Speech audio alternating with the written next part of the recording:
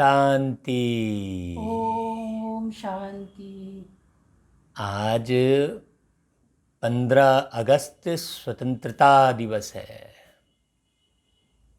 लेकिन हम भारत देश में एक दिन की खुशियां मनाते हैं, काहे कि स्वतंत्रता की।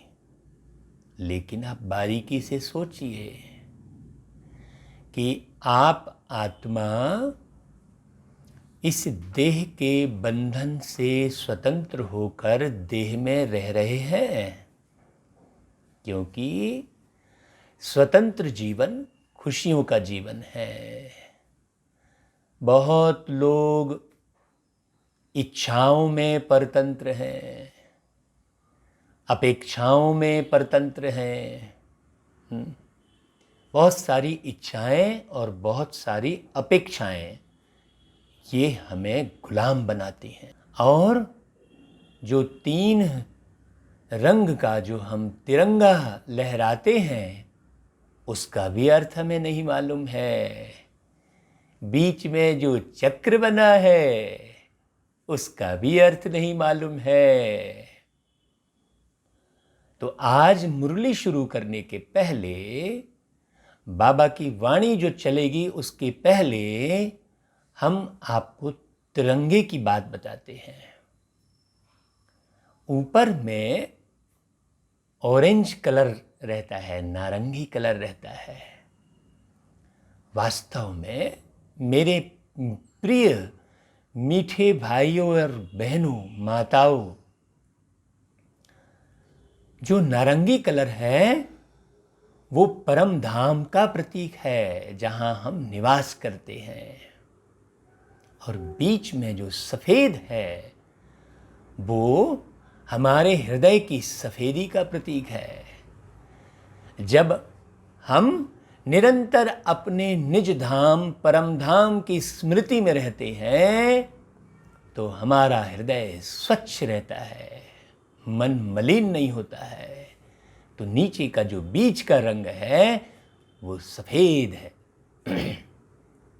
और हम बाबा की मुरली भी जो सुनाते हैं, बाबा की मुरली कह रहे हैं, वास्तव में ये निराकार ज्योति स्वरूप परम पिता परमात्मा की गीता है, असली गीता है।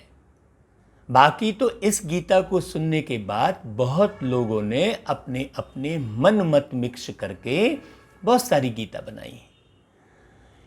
तो जब हम शिव की गीता सुनते हैं तो हमारा हृदय स्वच्छ सफेद हो जाता है। और वो शिव की गीता में मुख्य बात कौन सी बताई है?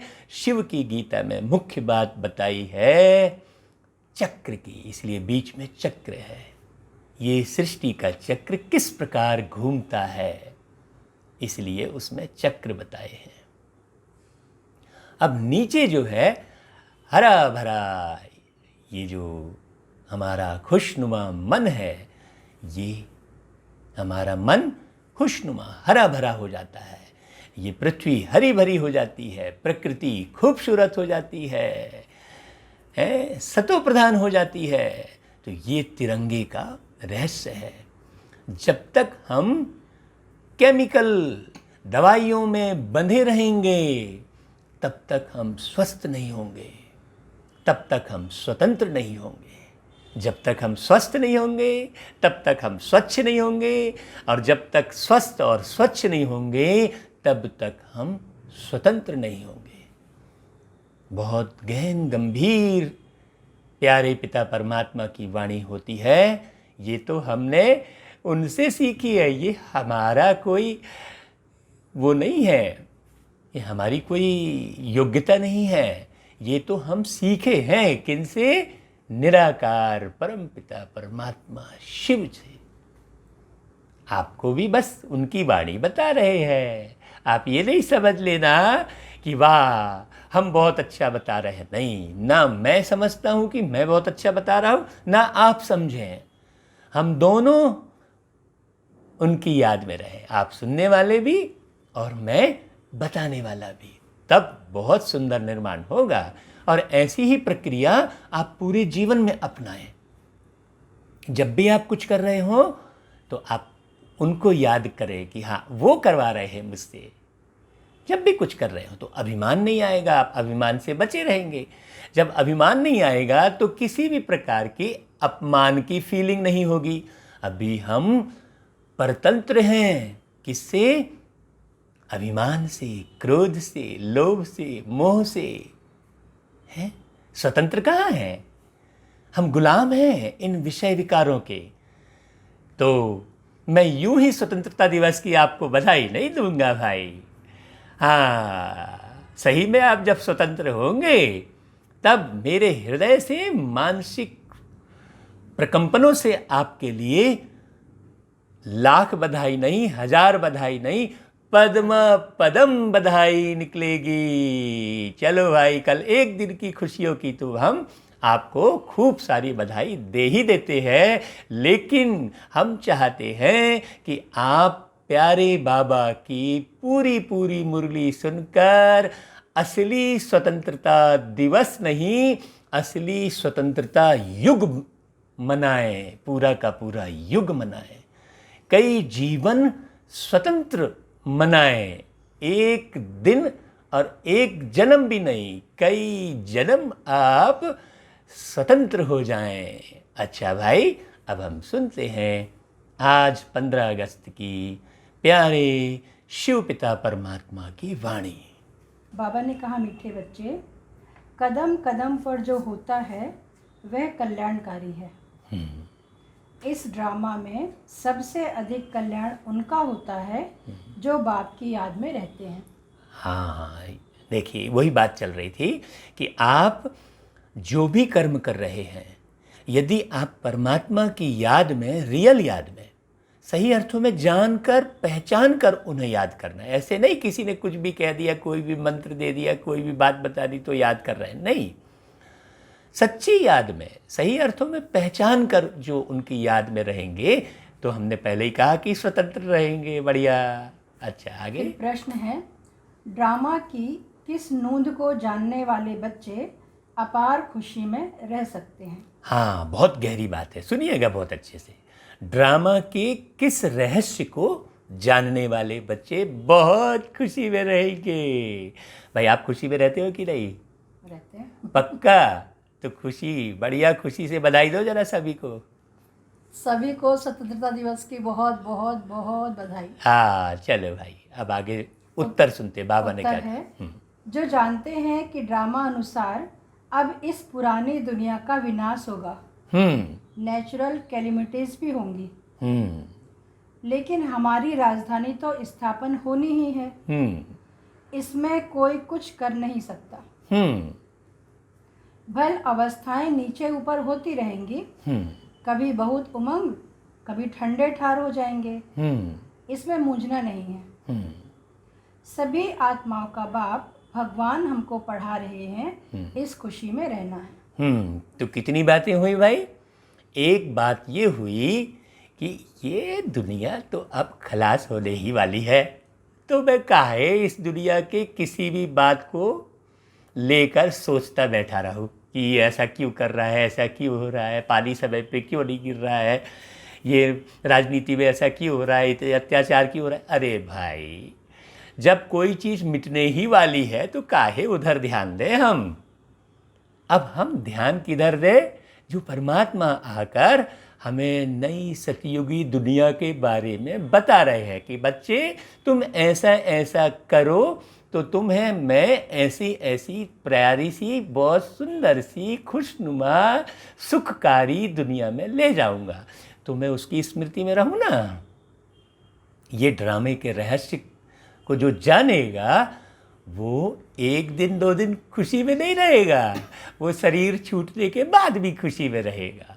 और उसके शरीर छोड़ने से बहुत खुशनुमा वातावरण बन जाएगा, क्योंकि वो खुशी में शरीर छोड़ेगा, क्योंकि वो यहाँ किसी वस्तु, किसी व्यक्ति, किसी वैभव, अपनी किसी योग्यता में नहीं फंसा रहेगा, वो स्वतंत्र रहेगा। कहते हैं, वो गीत आपने सुना होगा कि पिंजरे की पंछी रे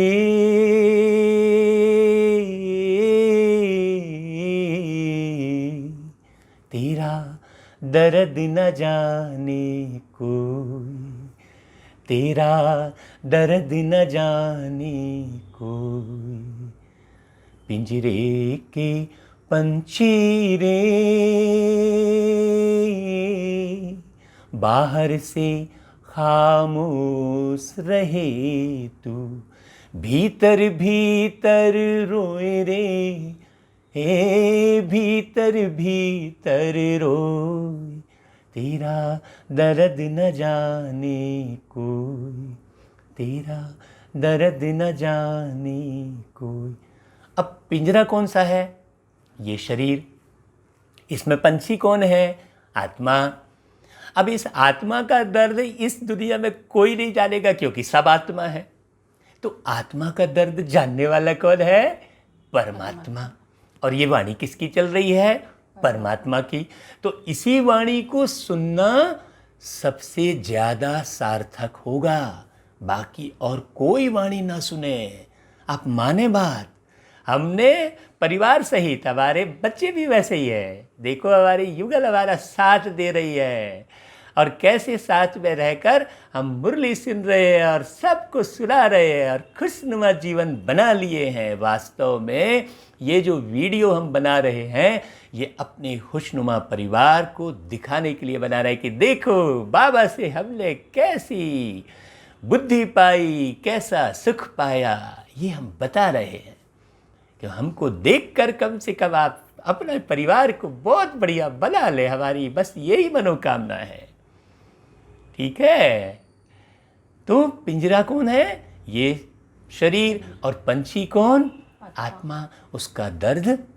और बहुत से लोग आत्मा के दर्द को छुपा छुपा कर रखते रहते हैं। बाहर से खामोश रहे तो, और भीतर भीतर रोए रे। बहुत सारे लोग भीतर भीतर रोते हैं, कहीं बाहर से खुशियाँ दिखाते हैं, हम स्वतंत्र हो गए, हम खुशी में हैं, ऐसा बोलते हैं, हम तो बहुत खुश हैं। लेकिन वास्तव में आत्मा से खुश रहना ये हर किसी के बस की बात नहीं है। जब परमात्मा को समझेंगे, सुख के सागर को समझेंगे, तब सही मायने में सुखी हो सकते हैं। चलें अब आगे सुनते हैं। गीत बजा है। हाँ। महफिल में चल उठी क्षमा परवाने के लिए, प्रीत बनी है दुनिया में मर जाने के लिए, महफिल में चल उठी क्षमा। हाँ, इस कलयुगी दुनिया में एक अलग से महफिल सज रही है, ये किसी को नहीं मालूम है।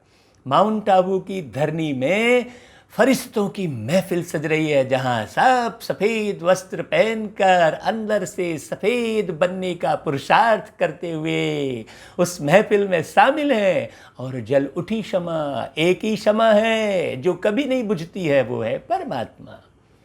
और हम जितनी भी क्षमाएं हैं वो बुझती जलती रहती है। कभी खुश खुश रहना यानी जलना, प्रफुल्लित रहना, एक उत्साह में रहना। जैसे लौ बिल्कुल जलती है तो सबको प्रकाश देती है, हल्का करती है। लाइट जब जलती है तो सब खुश हो जाते हैं। प्रज्वलित होना ना, प्रज्वलित होना, खुश होना है। तो वो समय जब नीचे आती है तब सब खुश हो जाते हैं। महफिल में जल उठी क्षमा परवाने के लिए। वो क्षमा जो आती है हम परवानों के लिए आती है। तो हमें भी बिल्कुल उनके ऊपर मर मिटना है, क्योंकि प्रीत बनी है दुनिया में मर जाने के लिए। चलिए भाई आगे। ओम शांति।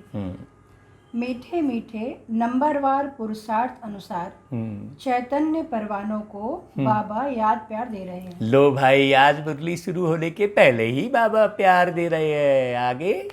तुम सब हो चैतन्य परवाने। हाँ। बाप को क्षमा भी कहते हैं, परंतु उनको जानते बिल्कुल नहीं है। क्षमा कोई बड़ी नहीं, एक बिंदी है। एक बिंदी है, ये भी समझने की बात है। आगे। किसके भी बुद्धि में नहीं होगा कि हम आत्मा बिंदी हैं। हाँ, पूरे संसार में मैं तो देखता हूँ कि ना जाने कितनी जगह हिरे हुए हैं लोग। ये ऐसा कर रहा है, वो ऐसा कर रहा है, और सब गड़बड़ कर रहे हैं ना। ऐसा नहीं है कि कोई व्यक्ति गड़बड़ नहीं कर रहा है, वो बस दूसरे को गड़बड़ करते हुए देख के बोल रहा है, लेकिन अंदर झांके तो वो पाएगा कि वो स्वयं गड़बड़ कर रहा है। कैसे? क्योंकि विषय विकारों में तो जा रहा है ना वो। अभिमान तो है ना उसको। किसी को अपनी योग्यता का अभिमान है, किसी को अपनी कविता का अभिमान है, कोई गीत गाने का अभिमान है, कोई किसी को धन का अभिमान है, तो किसी को गरीबी का भान है। भान तो है ना, किसी को अमीरी का भान है, किसी को गरीबी का भान है? आगे हमारी आत्मा में सारा पार्ट है। आत्मा और परमात्मा का नॉलेज और किसकी बुद्धि में नहीं है। तुम बच्चों को ही बाप ने आकर समझाया है, आत्मा का रियलाइजेशन दिया है। आगे यह पता नहीं था कि आत्मा क्या है, परमात्मा क्या है। हाँ, हमको तो नहीं मालूम था भाई। आपको मालूम है तो आपको सत सत नमन है। आत्मा क्या है, परमात्मा क्या है, यदि आपको मालूम है तो हम आपको सत सत नमन करते हैं। आगे इसलिए देह अभिमान के कारण बच्चों में मोह भी है, विकार भी बहुत है। सारे पाप की जड़ है इस शरीर का भान। इसको आप बारीकी से समझिए। आगे भारत कितना ऊंच था। हाँ, विकार का नाम भी नहीं था। अब बाबा उस दुनिया की बात कर रहे हैं जब हम पहली बार परम धाम, वो नारंगी कलर जो तिरंगे में ऊपर दिखाया है, वहां से हम नीचे आते हैं। तब की बात है। तब हम कैसे थे? भारत कितना ऊंच था, उसने बाबा ने कहा। हाँ, विकार का नाम भी नहीं था। विकार का नामो निशान नहीं था। वह था वाइसलेस भारत। अभी है विशस भारत। अभी पूरे भारत में विष ही विष है। सब एक दूसरे की छींटाकसी कर रहे हैं, सब एक दूसरे को नीचे गिराने की कोशिश कर रहे हैं कि नहीं कर रहे हैं? तो ये विष है। अंदर में विष होने के कारण ये सब कर रहे हैं। उस विष को निकालने वाला कौन है? वो विष हरता, सुख करता परमात्मा शिव। आगे कोई भी मनुष्य ऐसे नहीं कहेंगे जैसे बाप समझाते हैं। आज से 5000 वर्ष पहले हमने इनको शिवालय बनाया था। मैंने ही शिवालय स्थापन किया था। कैसे? सो भी तुम अभी समझ रहे हो। अभी समझ रहा। देखो, ऐसा कोई नहीं बोलेगा कि 5000 साल पहले मैं इस धरती पर आया था और इस पूरी दुनिया को जो वेश्यालय की तरह बन चुकी है उसे शिवालय बनाया था। अभी सबकी दृष्टि खराब है। हाँ, घर से बाहर निकले और दृष्टि खराब हुई। कभी धन के ऊपर दृष्टि खराब, कभी तन के ऊपर दृष्टि खराब होती है ना। कहाँ गलत बोलते बाबा। आगे तुम जानते हो कदम कदम पर जो होता है वह कल्याणकारी ही है। एक एक दिन जास्ती कल्याणकारी उनका है जो बाप को अच्छी रीति याद कर अपना भी कल्याण करते रहते हैं। हाँ, और यह है ही कल्याणकारी पुरुषोत्तम बनने का युग। अभी वो युग आ गया है। अब इस समय को भी पहचानिए। अब कलयुग से हटिए और संगम युग की तरफ बढ़िए। संगम अर्थात मिलन, परमात्मा से मिलन। बिना ज्ञान के मिलन नहीं हो सकता, किसी से भी नहीं हो सकता। अच्छा, बाप की कितनी महिमा है। तुम जानते हो अभी सच्चा भागवत चल रहा है। आहा, देखिए, इसलिए हम पीछे पर्दे पर क्या लिखा है? शिव की भगवत गीता, सच्ची भागवत यही है। द्वापर में जब भक्ति मार्ग शुरू होता है तो पहले तुम भी हीरों का लिंग बनाकर पूजा करते हो। हाँ, देखो, इसमें कोई कथा नहीं है, कोई कहानी नहीं है और कोई अंधश्रद्धा नहीं है। ये सारी बातें समझने की है। आगे अभी तुमको स्मृति आई है, हम जब पुजारी बने थे तब मंदिर बनाए थे। हाँ, अभी बाबा हमको स्मृति दिलाते हैं कि तुम मंदिर क्यों बनाए और कब बनाए, मंदिर बनाने की जरूरत क्यों पड़ी, ये बाबा स्मृति दिलाते हैं। आगे हीरे माणिक का बनाते थे, वह चित्र तो अभी मिल न सके। हाँ, देखिए, पहले आप हीरे जैसे थे, हीरे नहीं थे। हीरे तो आप सतयुग में थे, हैं? फिर हीरे जैसे थे तो हीरे का आप बना रहे थे, अब काले बन गए तो काला बना रहे हो। ये देखो कितनी स्पष्ट बात करवा रहे बाबा। आज सब तरफ काला शिवलिंग है, हीरे का शिवलिंग कहीं रह ही नहीं गया। है ना भाई? आगे। बाबा ने कहा, यहाँ तो यह लोग चांदी आदि का बनाकर पूजा करते हैं। ऐसे पुजारियों का भी मान देखो कितना है। शिव की पूजा तो सब करते हैं, लेकिन अव्यभिचारी पूजा तो है नहीं। हाँ, शिव की पूजा तो सब करते हैं, लेकिन अव्यभिचारी। भाई, व्यभिचारी पूजा किसको कहेंगे? क्या आप कहते भी हैं कि एक साध है सब सद है, और सब साध है सब जाए, कहते हैं ना। एक की साधना करने से सबकी साधना हो जाती है, और सबकी साधना करने से सब चला जाता है। तो ढेर सारी साधना करना व्यभिचारी पूजा कहलाएगी, और एक को समझना, ओरिजिनल रूप में समझना, वो अव्यभिचारी पूजा कहलाएगी। आगे। यह भी बच्चे जानते हैं, विनाश भी आने का है जरूर। हाँ, अब देखो, एक चीज समझने की है कि यदि मुझे एक से प्राप्ति हो रही है तो दूसरे की तरफ बुद्धि जाएगी ही नहीं, है ना। आप एक की पूजा करते, फिर वहाँ से विश्वास उठ जाता, दूसरा कोई कुछ कह देता, उसकी पूजा करना शुरू कर देते। वास्तव में पूजा की तो बात ही नहीं है, बात तो पूरे वो झंडे के बीच में जो चक्र है ना, उस चक्र को समझने की बात है। आगे। बाबा ने कहा, विनाश भी आने का है जरूर, तैयारियां हो रही हैं। हाँ। नेचुरल कैलेमिटीज की भी ड्रामा में नोंद है। हाँ। कोई कितना भी माथा मारे, तुम्हारी राजधानी तो स्थापन होनी ही है। हाँ, कोई माने या ना माने, चाहे कोई कुछ भी समझे, लेकिन ये हम आपको पक्की बात बता दे रहे हैं, बाद में नहीं कहना कि हमको नहीं बताया। हम सब मिलकर, ढेर सारे मनुष्य आत्मा, हम सब मिलकर परमात्मा से जुड़कर बहुत बेहतर दुनिया का निर्माण कर रहे हैं। आपको हाथ जोड़कर करबद्ध प्रार्थना करके आमंत्रित कर रहे हैं। बाबा ने कहा, कोई की भी ताकत नहीं जो इसमें कुछ कर सके। बाकी अवस्थाएं तो नीचे ऊपर होंगी ही। यह है बहुत बड़ी कमाई। कभी तुम बहुत खुशी में अच्छे ख्यालात में रहेंगे, कभी ठंडे पड़ जाएंगे। देखिए, यह है बहुत बड़ी कमाई। इस पर भी बाबा ने गीत बनवाया था कि कर लो कमाई 21 जन्म की, कर लो कमाई 21 जन्म की, आया है बाबा लुटाने। 5 खोट सिक्के देकर खरीदो, 5 खोट सिक्के देकर खरीदो, बाबा के पास है खजाने। कर लो कमाई 21 जन्म की, आया है बाबा लुटाने।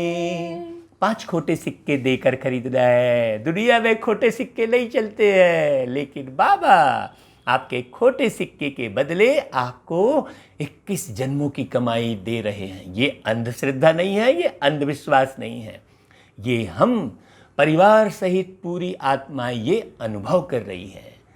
हाँ, लिखा पढ़ा वाला धोखा खा सकता है, लेकिन अनुभवी कभी धोखा नहीं खा सकता। ये हम मुरली सुनाने के साथ साथ आपको अपने जीवन का अनुभव भी सुना रहे हैं।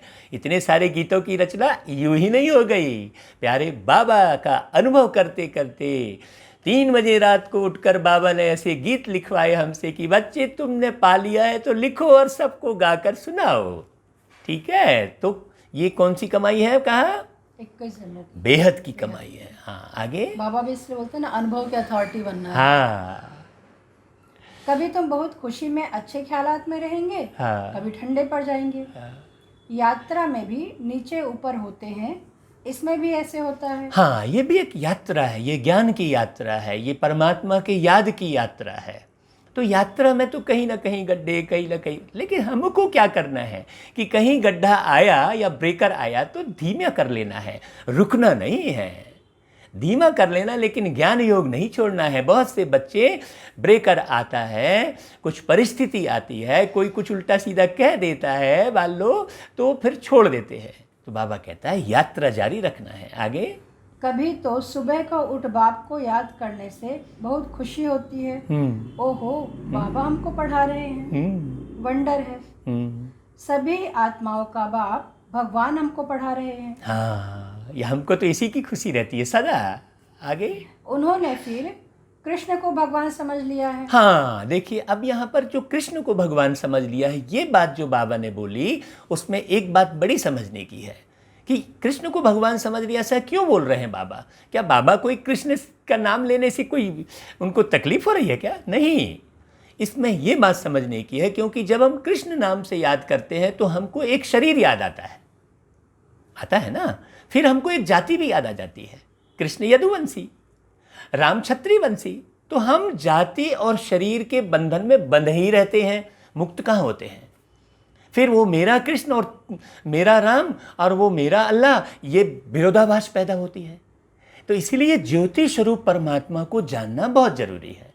यहाँ पर आप ये नहीं समझ लेना कि हम कृष्ण की बुराई कर रहे हैं कि कृष्ण भगवान नहीं है बोल रहे हैं। नहीं, कृष्ण कब बने ऐसे कृष्ण? क्यों उन्हें श्याम और सुंदर कहा जाता है? श्याम यानी काला, सुंदर यानी गोरा। परमात्मा शिव के सामने में तो ऐसा नहीं लिखा है। परमात्मा शिव के सामने तो सत्यम लिखा है और फिर शिव के बाद फिर सुंदरम लिखा है। कहाँ लिखा है श्याम?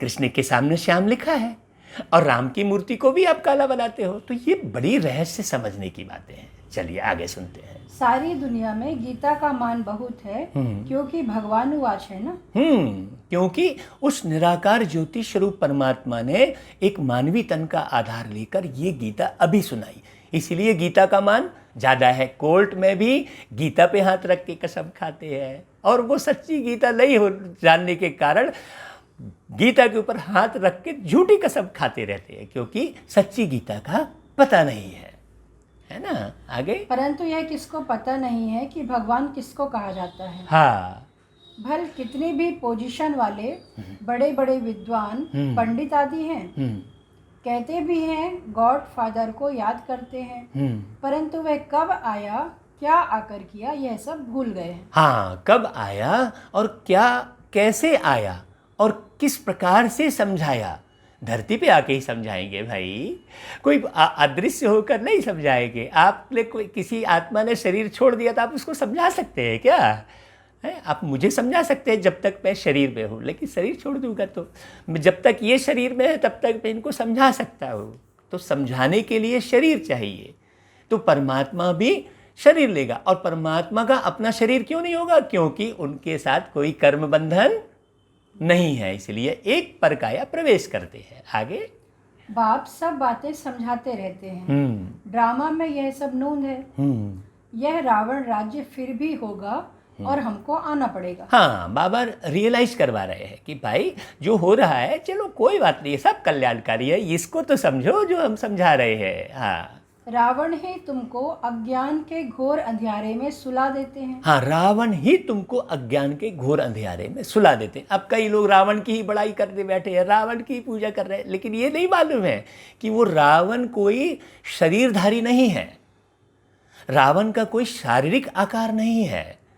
रावण है विषय विकार, लेकिन उसका भी शारीरिक आकार दे दिए। शरीर के भान में इतना बंधे कि सबका शारीरिक आकार दे देते हैं, है ना। आगे।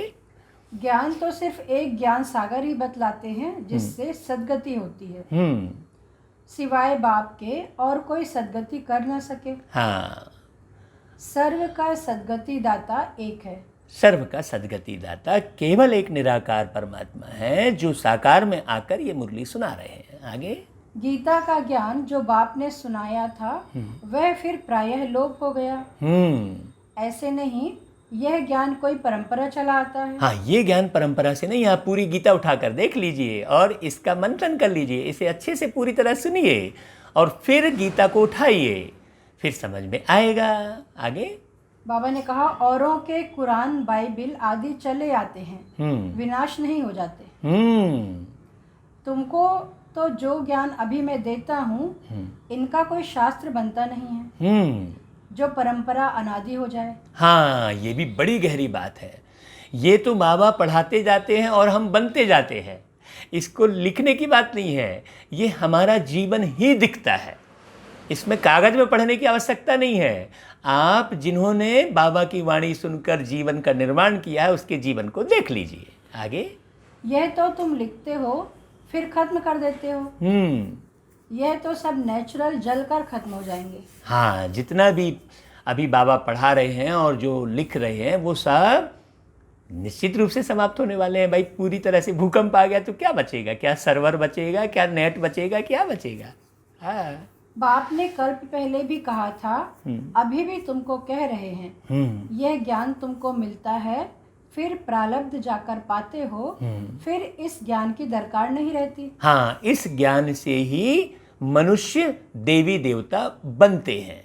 फिर उसके बाद देवी देवता बन गए तो लंबे समय तक ज्ञान की दरकार नहीं रहती है। फिर जब मूझ जाते, फिर शरीर के भान में आ जाते, तो फिर बाबा आके फिर ये ज्ञान सुनाते। इस चक्र को समझिए, जो बीच में झंडे में बीच में जो चक्र दिया है, यही चक्र है, समझिए। भक्ति मार्ग में सब शास्त्र हैं। हाँ बाबा तुमको कोई गीता पढ़कर नहीं सुनाते हैं। हाँ, निराकार परमात्मा कोई सामने किताब रख के नहीं पढ़ा रहा है, या उन्होंने कोई किताब नहीं लिखी, या ऊपर से कोई किताब नहीं आई लिखी लिखाई। वहाँ कोई प्रिंटिंग प्रेस नहीं है जो छपी छपाई किताब आ जाएगी। देखो कितना मुझे हुए हैं हम सब।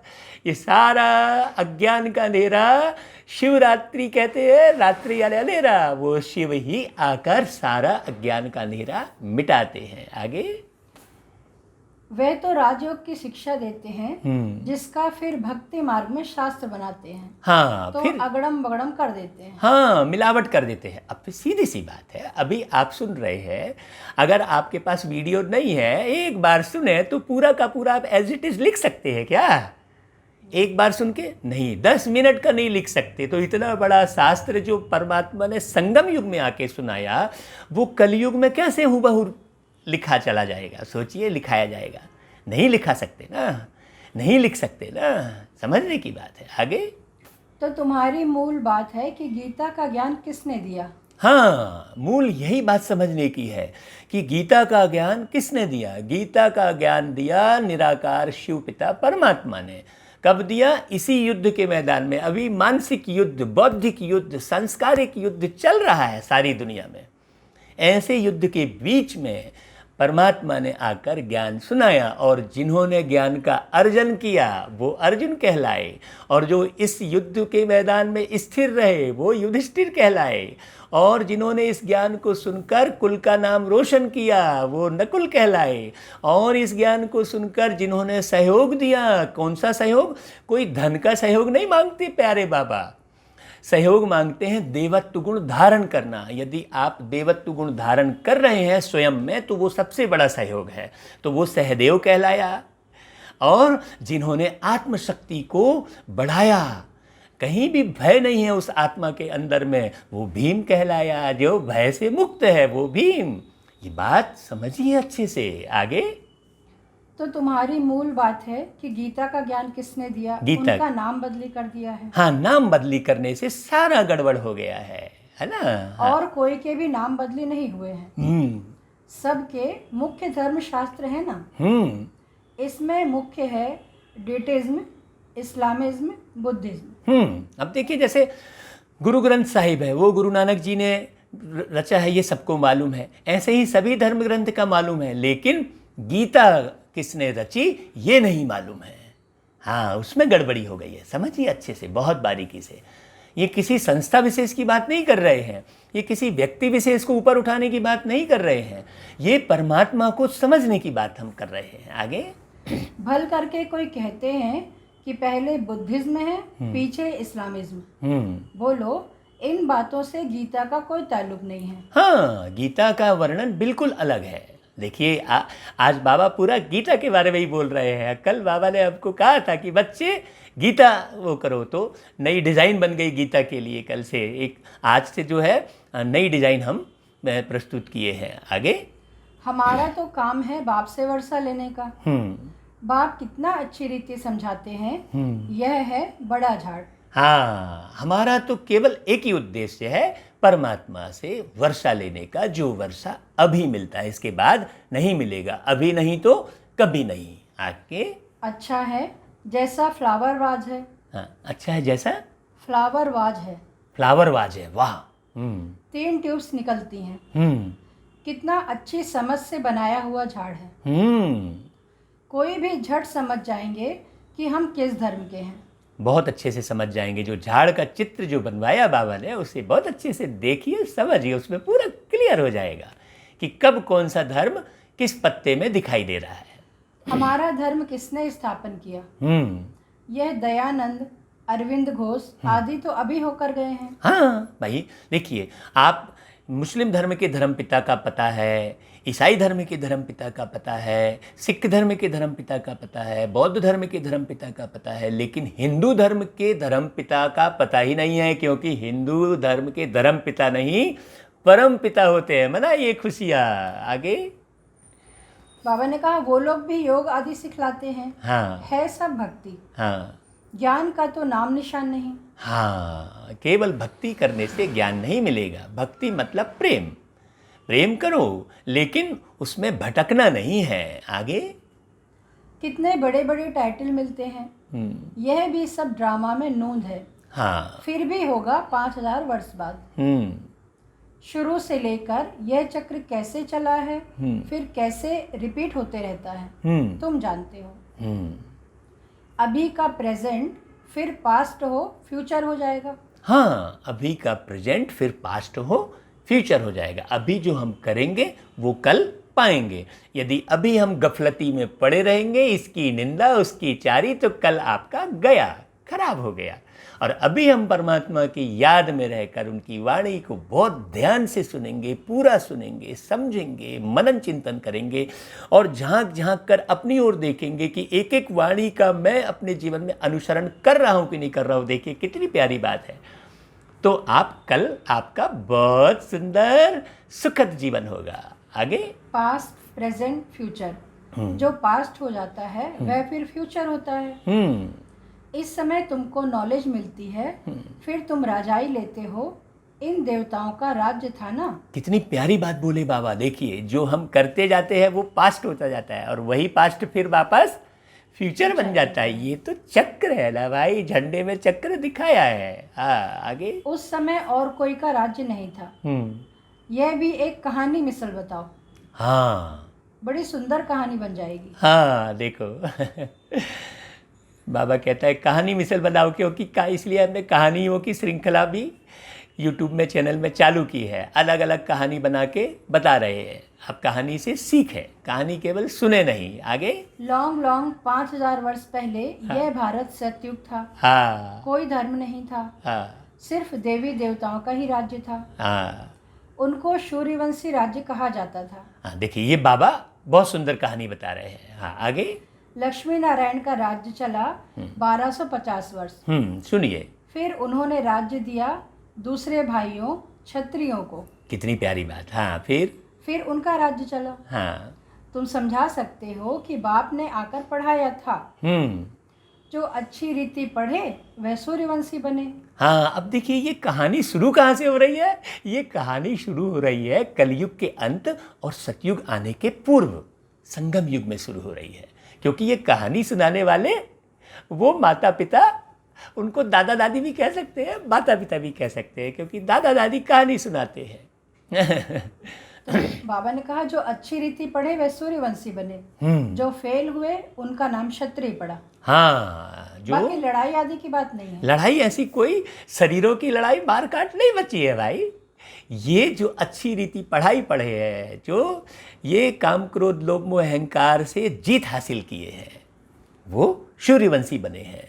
हाँ, आगे बाबा कहते हैं बच्चे तुम मुझे याद करो तो तुम्हारे विकर्म विनाश हो जाएंगे। हाँ, तुम्हें विकारों पर जीत पानी है।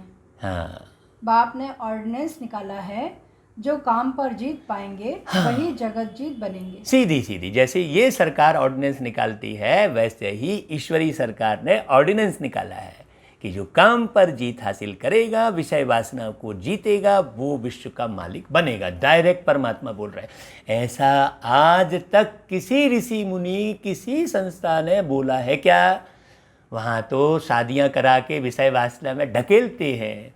बाबा भोग बल से जो सृष्टि बहुत बेकार और बढ़ गई है, उसे योग बल आकर सिखाते हैं। बहुत अच्छे से समझिएगा। आगे पीछे आधा कल्प बाद फिर वाम मार्ग में गिरते हैं। हाँ, उन्हों के भी चित्र हैं। हाँ, ये जो सृष्टि है वो शारीरिक योग से बनाते हो आप, और बाबा जो बनाते हैं वो मानसिक और बौद्धिक योग से सृष्टि बनाते हैं। तो समझ लीजिए बहुत अच्छे से।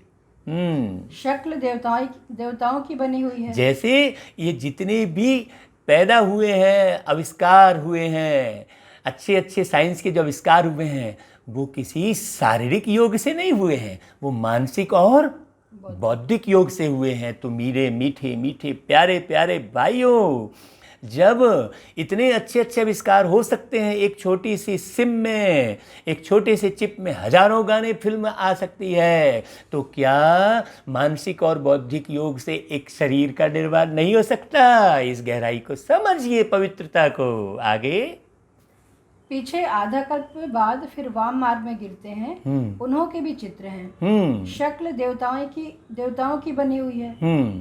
राम राज्य और रावण राज्य आधा आधा है। आधा आधा है। देखिए, जहाँ राम है वहाँ रावण नहीं, और जहाँ रावण है वहाँ राम नहीं। बहुत अच्छे से समझिए।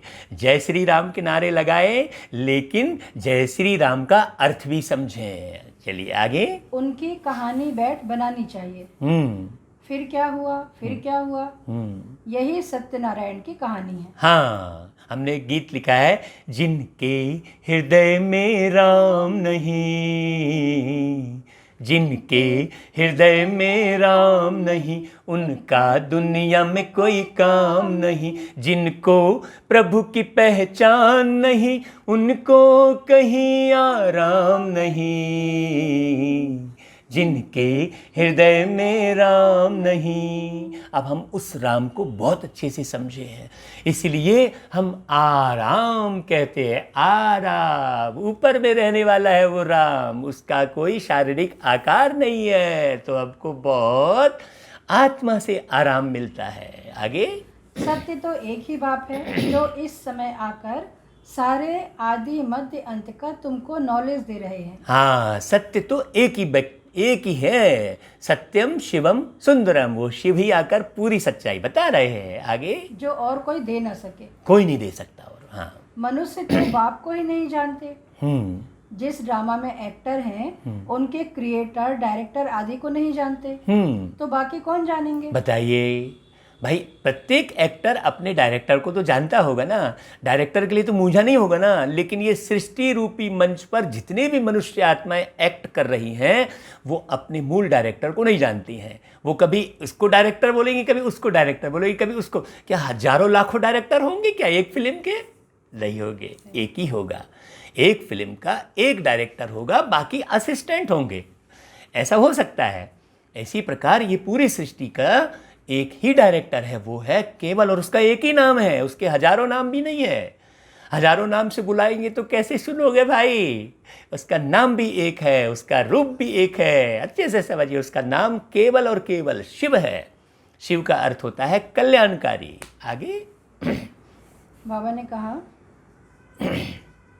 अभी तुमको बाप बताते हैं, ड्रामा अनुसार यह फिर भी ऐसे होगा। बाप आकर तुम बच्चों को फिर पढ़ाएंगे। हाँ, ये बाबा हम बच्चों को माने सहलाते हैं कि बच्चे ऐसा ही होगा, तुम बिल्कुल इस तरफ ध्यान नहीं देना, तुम निर्माण में लगे रहना। हाँ, यहाँ दूसरा कोई आ ना सके। बाप कहते हैं, मैं बच्चों को ही पढ़ाता हूँ, कोई नए को यहाँ बिठा नहीं सकते। हाँ, मैं बच्चों को ही पढ़ाता हूँ। यहाँ पर एक अर्थ और आपको और बता देता हूँ, जो विषय विकारों से बचे रहते हैं उनको पढ़ाते हैं, और जो विषय विकारों से नहीं बचे रहते उस तरफ तो ध्यान भी नहीं जाता परमात्मा का। ठीक है। बाबा ने आगे कहा, इंद्रप्रस्थ की कहानी भी है ना, नीलम परी, पुखराज परी नाम है ना। हाँ, इंद्रप्रस्थ मतलब जो इन इंद्रियों से प्रस्थान कर जाता है, इंद्रियों के वशीभूत नहीं होता है, वो नीलम परी और पुखराज परी बन जाता है। उसकी यादगार में पुखराज रत्न पहन लेते हैं लोग, नीलम का रत्न पहन लेते हैं। एक पत्थर का रत्न बनाकर उसका नाम नीलम बना देते हैं, एक पुखराज का रत्न बनाकर उसका नाम पुखराज बना देते हैं। जबकि इसकी गहराई देखो बाबा ने कैसी बढ़िया समझाई। आगे। तुम्हारे में भी कोई हीरे जैसा रत्न है। फिर बाबा ने कहा, देखो रमेश ने ऐसी बात निकाली प्रदर्शनी की जो सबका विचार सागर मंथन हुआ। हाँ, हमारे यज्ञ में एक बहुत आदरणीय परम आदरणीय हमारे प्यारे प्यारे मीठे रमेश भाई जिनसे हम मिले हैं, अभी उन्होंने शरीर छोड़ दिया। उन्होंने बहुत सारे ज्ञान को क्लियर करने के लिए बहुत किताबें बनाई, पूरा गॉडली वुड स्टूडियो का निर्माण किया। आज बाबा ने देखो रमेश भाई को याद किया क्योंकि उन्होंने बहुत सेवा की, सारा और परिवार सहित। वो भी उनकी धर्म पत्नी परम आदरणीय उषा दीदी जी थी, परिवार सहित उन्होंने यज्ञ में सेवा की। देखो लोगों ने कितनी भ्रांतियां फैलाई है दुनिया के अंदर में। आगे तो हीरे जैसा काम किया ना। हाँ, कोई पुखराज है, कोई क्या है, हाँ, कोई तो बिल्कुल कुछ नहीं जानते। हाँ, देखो बाबा ने रमेश भाई के लिए कहा कि देखो रमेश ने ऐसी बात निकाली प्रदर्शनी की जो सबको विचार सागर मंथन हुआ, सबका विचार सागर मंथन हाँ, ये हुआ। प्रदर्शनी रमेश भाई जी ने तो बनाई। हीरे जैसा काम किया। हाँ, कोई हीरे, पुखराज है, कोई क्या है, हाँ, कोई तो बिल्कुल कुछ नहीं जानते। हाँ, यह भी जानते हो कि राजधानी स्थापन होती है, उनमें राजाएं, रानियां आदि सब चाहिए। तुम समझते हो हम ब्राह्मण श्रीमत पर पढ़कर विश्व के मालिक बनते हैं। कितनी खुशी होनी चाहिए। यह मृत्यु लोक खत्म होना है। यह बाबा तो अभी ही समझते रहते हैं कि हम जाकर बच्चा बनेंगे। हाँ, ये जो मृत्यु का भय है वो खत्म हो जाएगा, मृत्यु लोक खत्म हो जाएगा का मतलब है जो मनुष्यों के अंदर में मृत्यु का भय है वो आत्मज्ञान प्राप्त करने से खत्म हो जाएगा, क्योंकि मृत्यु तो होती नहीं मेरी।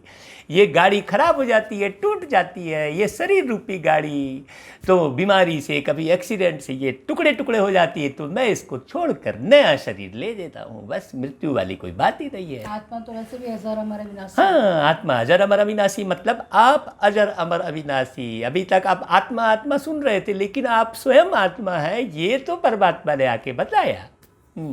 बचपन की वह बातें अभी सामने आ रही हैं। हाँ, चलन ही बदल जाती है। बचपन की बातें मतलब वो सतयुग की बातें है। सतयुग है बचपन, जैसे बचपन में बहुत मस्त रहते हैं ऐसा।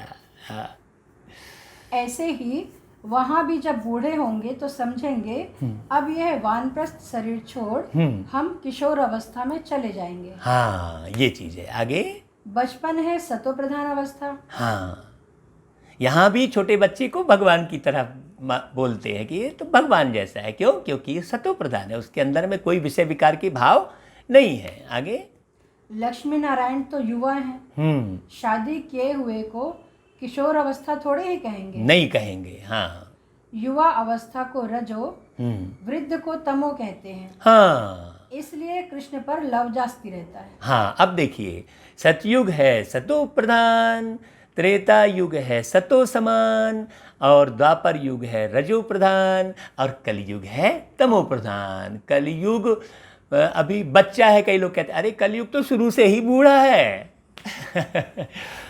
पूरा ही बूढ़ा है कलयुग, तमो प्रधान है। जैसे बुढ़ापे में बहुत सी बातें समझ में नहीं आती ना, कुछ का कुछ समझते हैं ना, वैसा ही देखो आज दुनिया में सारे के सारे बूढ़े हो गए हैं। आगे बाबा ने कहा कृष्ण पर लव जास्ती रहता है तो लक्ष्मी नारायण भी वही, परंतु मनुष्य यह बातें नहीं जानते हैं।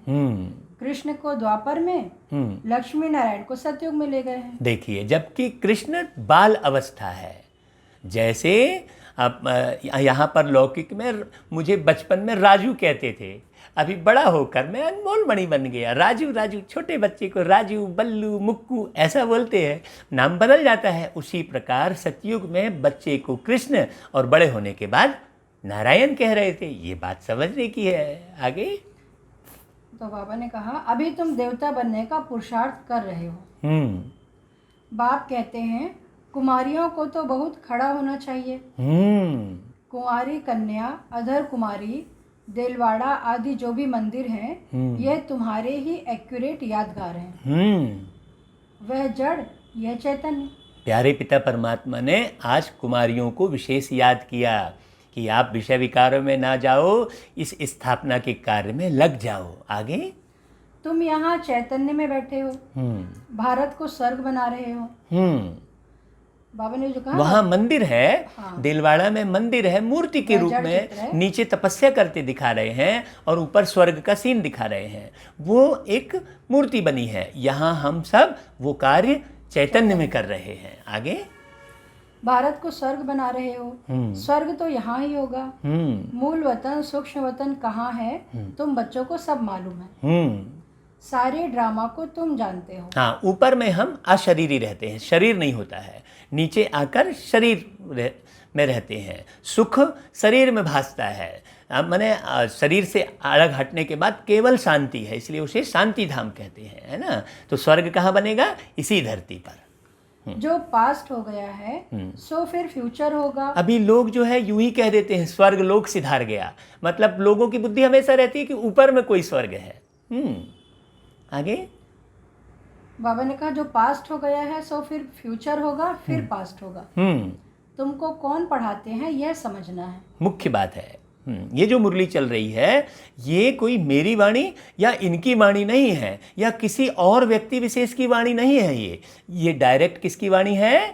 परमात्मा की। परमात्मा की वाणी है, शिव की वाणी है, जिनका अपना कोई शरीर नहीं है। हाँ, हमको भगवान पढ़ाते हैं। हाँ, हमने ये तन इस सेवा में दिया है। कह रहे थे तन मन धन सब कुछ तेरा, तो कब?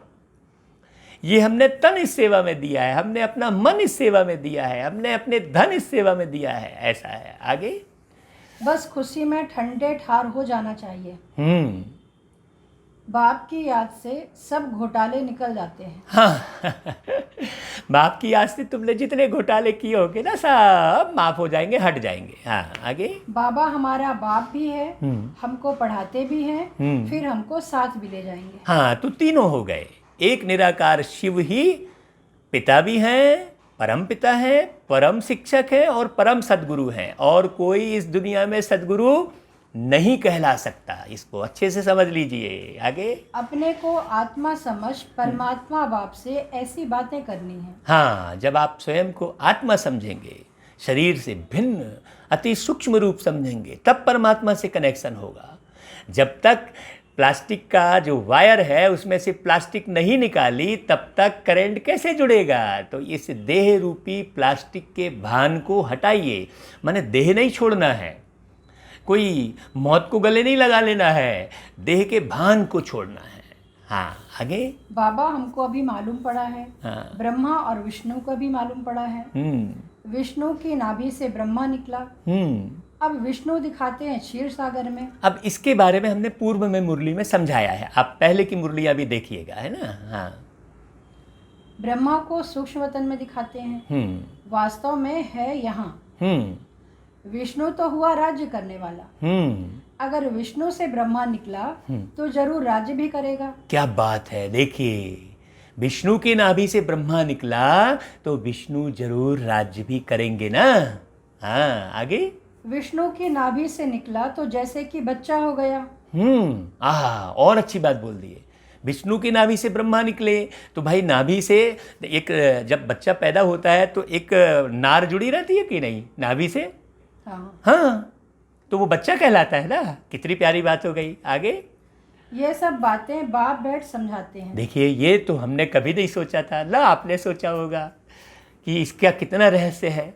आगे, ब्रह्मा ही 84 जन्म पूरे कर अब फिर विष्णुपुरी के मालिक बनते हैं। हाँ, वही ब्रह्मा फिर बड़े होकर, माने ब्रह्मा हो गए बच्चे और विष्णु हो गया बड़ा रूप। आगे, यह बातें भी कोई पूरी रीति समझते नहीं है। हाँ, तब तो वह खुशी का पारा नहीं चढ़ता। नहीं चढ़ता। आपकी बुद्धि इधर उधर भटकाओगे तो ये बात समझ में नहीं आएगी। आपको लगेगा चलो यार अभी ये कर लेते हैं। नहीं, काम को बुद्धि से हटा दो, काम एक किनारे रखो, जब इसको पूरी तरह समझो, हाँ, फिर उसके बाद काम को याद करो।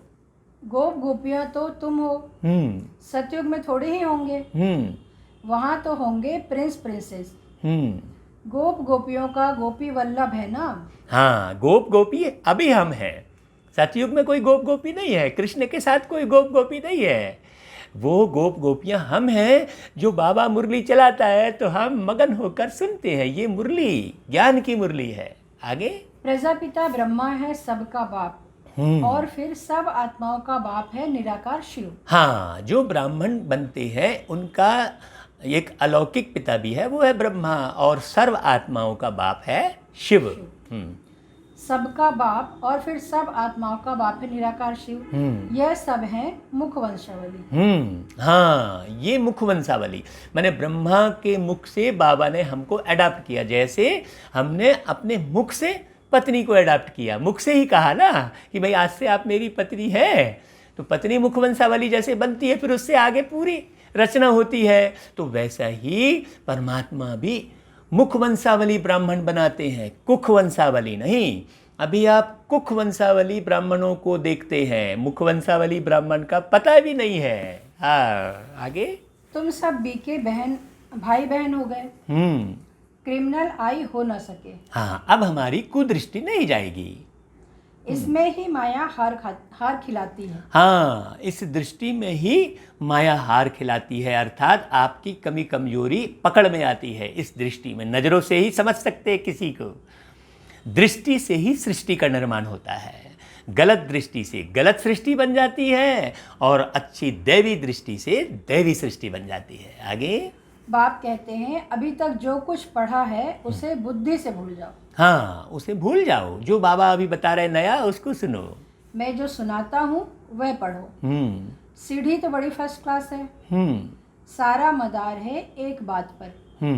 गीता का भगवान कौन? गीता का भगवान कौन, पहले ये समझ में आ जाए। जब ये समझ में आएगा तो सब कुछ समझ में आएगा। गीता का भगवान केवल एक शिव पिता परमात्मा। ये पूरी अथॉरिटी के साथ, अनुभव के साथ हम कह रहे हैं। आगे कृष्ण को भगवान कह नहीं सकते, क्योंकि वह तो सर्वगुण संपन्न देवता है। हाँ, कृष्ण देवाय नमः भी कह ही रहे हैं शास्त्र में, तो कृष्ण एक देवता है, और शिव परमात्माय नमः कह रहे हैं, तो शिव ही एक परमात्मा है। हाँ, उनका नाम गीता में दे दिया है। सांवरा भी उनको बनाया है। हाँ, और फिर लक्ष्मी नारायण को भी सांवरा कर देते। देखिए, उसमें कृष्ण भगवान उवाच लिख दिया है, नहीं, शिव भगवान उवाच है। बाबा ने कहा कोई हिसाब किताब ही नहीं। बताइए, मैंने एक तरफ श्याम कर दिया है, वो मटकी फोड़ते दिखा दिया, तो माखन चुराते दिखा दिया। देखिए, परमात्मा शिव आकर कोई चोरी किसी भी किस्म की थोड़ी करते हैं। चोरी तो हम उस ज्ञान रूपी मक्खन की हम करते हैं, और माखन को, ज्ञान रूपी माखन को चुराकर हम श्याम से सुंदर बनते हैं। ये अद्भुत बात समझने की है। आगे, और वो कृष्ण को दिखाते हैं ना, माखन चुरा के खुद भी खाते हैं और अपने सखा को भी खिलाते। सखा को भी खिलाते। तो वही अभी सबको ज्ञान का दे के, और ज्ञान का माखन सबको खिला रहे हैं। हाँ, हम भी उस माखन को खा रहे हैं, और आपको भी खिलाने के लिए ये व्यवस्था की है। हाँ, आगे, ये आत्मा की बात है। आगे बाबा ने कहा रामचंद्र को भी काला कर देते। हाँ, बताओ। बाप कहते हैं काम चिता पर बैठने से सांवरा हुआ है। रामचंद्र जी काले नहीं है, न कृष्ण जी काले हैं। देखिए, ध्यान दीजिएगा, ये सब गोरे हैं बहुत। 16 कला संपूर्ण श्री कृष्ण जी, 14 कला संपूर्ण श्री रामचंद्र जी। बहुत प्यारी बात समझिए। हाँ, नाम करके एक का लिया जाता है। तुम सब ब्राह्मण हो, अभी तुम ज्ञान चिता पर बैठते हो। हाँ, शूद्र काम चिता पर बैठे हैं। हाँ, बाप कहते हैं विचार सागर मंथन कर युक्तियां निकालो कि कैसे जगाएं। हाँ, देखिए, जो विषय वासना में जाता है वो शूद्र, और जो पवित्र रहता है वो ब्राह्मण। सीधी सी बात। जागेंगे भी ड्रामा अनुसार। ड्रामा बड़ा धीरे धीरे चलता है। हाँ, धीरे धीरे चलता है। 5000 साल का ये पृथ्वी भी अपने धुरी पर धीरे धीरे घूम रही है। आपको पता चल रहा है क्या? अब आप कहेंगे बा पृथ्वी कैसे घूम रही है, लेकिन ये सच्चाई है कि पृथ्वी अपनी धुरी पर बहुत धीरे धीरे घूम रही है। साइंस वालों ने बहुत ऊपर जाकर इसका पूरा चित्र घूमते हुआ लिया है। हाँ, आगे। बाबा ने जो कहा कि जागेंगे भी ड्रामा अनुसार, और ड्रामा बड़ा धीरे धीरे चलता है। मतलब ये जो ड्रामा बना है कि बाबा के बच्चे भी निकलेंगे तो वो भी धीरे धीरे निकलेंगे। धीरे धीरे निकलेंगे। हाँ, हाँ, हमको हड़बड़ाना नहीं है कि लोग समझ नहीं रहे, कि सुन नहीं रहे। नहीं, आप सुने समझे, आपके ऊपर है भैया। हमारा काम है देते रहना। अच्छा, हाँ, फिर बाबा का याद प्यार। अच्छा जी। मीठे मीठे सिकिलधे बच्चों प्रति मात पिता बाप दादा का याद प्यार। गुड मॉर्निंग रूहानी बाप की, सब रूहानी बच्चों को नमस्ते। और हम रूहानी बच्चों की रूहानी मात पिता बाप दादा को याद प्यार, गुड मॉर्निंग और नमस्ते बाबा। अभी चलो सार सुनते हैं। धारणा के लिए मुख्य सार है। पहला है, सदा इसी स्मृति में रहना है कि हम गोपी वल्लभ के गोप गोपियां हैं। हाँ, अच्छा, बहुत प्यारी बात। आगे? इसी स्मृति से सदा खुशी का पारा चढ़ा रहे। दूसरा, अभी तक जो कुछ पढ़ा है उसे बुद्धि से भूल बाप जो सुनाते हैं वही पढ़ना है। हम भाई बहन हैं, इस स्मृति से क्रिमिनल आई को खत्म करना है। हाँ, बुद्धि से भूल मतलब अब उस पढ़ाई में जो पहले पढ़ चुके हैं उसमें बुद्धि नहीं लगाना है। हाँ, अब बुद्धि किधर लगाना है? ये जो बाबा सच्चाई बता रहे हैं उसमें बुद्धि लगाना है। हाँ, आगे?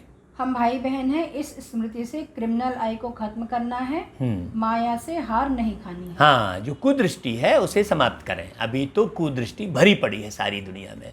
आज कोई कविकार भी कविता रचता है तो वो देह का श्रृंगार ही बोलता रहता है। हाँ, वरदान है, रियलिटी द्वारा रॉयल्टी का प्रत्यक्ष रूप दिखाने वाले साक्षात्कार मूर्त भव। हाँ, रियलिटी यानी सच्चाई, सच्चाई को सामने रखकर रॉयल्टी, सच्चाई से जो रॉयल्टी मिलेगी वो उसमें कोई कष्ट नहीं होगा। और झूठ मूठ की कमाई से जो रॉयल्टी आप प्राप्त करते हैं, बहुत लोग हैं, अभी बहुत सारे आविष्कार हुए थे और आविष्कारक का नाम दूसरा बता दिया गया। बहुत सारे गीतों की रचना करते हैं, वो बहुत लोग उस गीत को अपने नाम पर कर लेते हैं। कविताएं आती हैं तो कविता को अपने नाम पर कर लेते हैं। ये झूठा है। झूठे की रॉयल्टी यदि आप ले भी लेंगे तो वो आपको सुख नहीं देगी। सच्चाई की रॉयल्टी लीजिए। आगे फिर डिटेल है। हाँ, अभी ऐसा समय आएगा जब हर आत्मा प्रत्यक्ष रूप में अपने रियलिटी द्वारा रॉयल्टी का साक्षात्कार कराएगी। प्रत्यक्षता के समय माला के मणके का नंबर और भविष्य राज्य का स्वरूप दोनों ही प्रत्यक्ष होंगे। हाँ, माने रियलिटी द्वारा रॉयल्टी मतलब सच्चाई से रॉयल्टी जो हमने पाया है, रॉयल्टी जो मिली है, जो ज्ञान रत्न हमें मिले हैं, जो हमारा संबंध परमात्मा से बना है, वो प्रत्यक्ष होगा।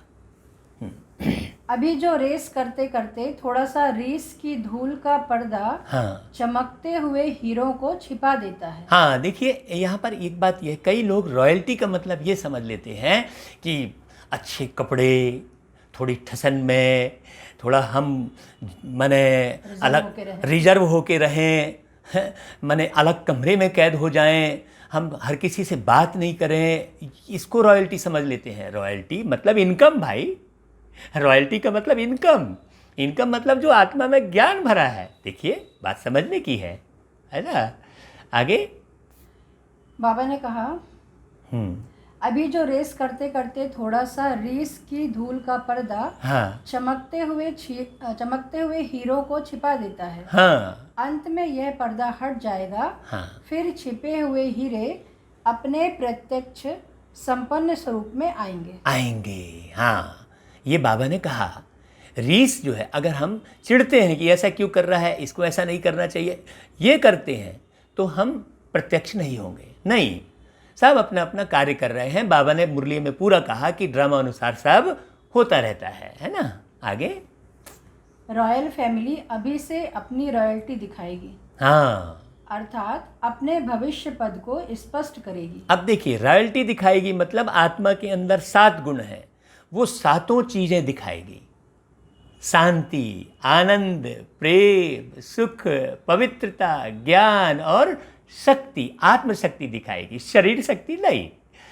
तो रॉयल्टी दिखाएगी मतलब अपने 7 गुण प्रत्यक्ष करेगी, है ना। रॉयल्टी दिखाएगी मतलब कोई धन दौलत दिखाएगी नहीं, कोई गाड़ी मोटर बंगला दिखाएगी, वो रॉयल्टी कदापि नहीं हो सकती। ठीक है, आगे। अर्थात अपने भविष्य पद को स्पष्ट करेगी। हाँ, अपने भविष्य पद को स्पष्ट करेगी, क्योंकि पद इसी के आधार पर है। इसलिए रियलिटी द्वारा रॉयल्टी का साक्षात्कार कराओ। इसलिए रियलिटी द्वारा मतलब अब यहाँ पर क्या हुआ, रियल पुरुषार्थ करना, आर्टिफिशियल नहीं कि जो है नेमीनाथ बन के खाली मुरली पढ़ लिए, 1-2 घंटे योग लगा लिए सबको दिखाने के लिए, फिर बताए हमने इतने घंटे योग लगाया। नहीं, रियल पुरुषार्थ। हाँ, आप अकेले में भी कोई गलती नहीं कर रहे हैं, आप समझ रहे हैं, छुप के कोई गलती नहीं कर रहे हैं, नहीं कौन देख रहा है, ऐसा नहीं चलो हम बाजार में गए तो खा लिए उल्टा सीधा कुछ भी, कौन देख रहा है, नहीं, कोई देखे या ना देखे अल्लाह देख रहा है। अल्लाह देख रहा है। आगे स्लोगन है, स्लोगन, किसी भी विधि से व्यर्थ को समाप्त कर समर्थ को इमर्ज करो। हाँ, विधि, बाबा ने विधि सिखाई है इसलिए उसे विधाता कहते हैं, विधाता आकर विधि सिखाते हैं। तो परमात्मा की बहुत सारी विधि हैं, उन विधियों में से किसी भी विधि को, दुनिया की किसी भी विधि, इस स्लोगन से आप ये नहीं समझ लेना कि किसी भी विधि से, क्या कहा, किसी भी विधि से व्यर्थ को समाप्त कर समर्थ को इमर्ज करो। हाँ, तो दुनिया की विधि से आप व्यर्थ को समाप्त नहीं कर सकते। बाबा ने जितनी विधियां सिखाई हैं, मुरली को अच्छे से सुनिए, समझिए और उस विधि को फॉलो कीजिए तो व्यर्थ समाप्त हो जाएगा। अच्छा भाई, ओम शांति। और हम दोनों की ओर से आज स्वतंत्रता दिवस की बहुत बहुत बधाई, और याद का झंडा लहराइए, प्रेम का झंडा लहराइए, शांति का झंडा लहराइए, आनंद का झंडा लहराइए। ये स्थूल झंडा तो लहराइए, और मिठाई में बड़े बहुत अच्छे व्यवहार की मिठाई खिलाइए लोगों को, अच्छा व्यवहार बना के। आध्यात्मिकता कब प्रत्यक्ष होगी, जब हमारा व्यवहार अच्छा होगा। वास्तव में व्यवहारिकता ही आध्यात्मिकता है। अच्छा भाई, और मेरे जन्मदिन की बधाई नहीं दी है? अरे हाँ भाई, ये इनका भी 15 अगस्त को, ये आज ही इनका इस शरीर में जो है अवतरण हुआ है कहेंगे हम, क्योंकि ये एक आत्मा है। तो ये तारीख भी बड़ी बहुत प्यारी है, इनका भी जन्मदिन है भाई। सब लोग रागिनी को भी बहुत दिल से बधाइयाँ दीजिए और कमेंट कर दीजिएगा तो और खुशी होगी रागिनी को भाई। अच्छा, ओम शांति। बहुत बहुत बधाई भाई आपको रागिनी।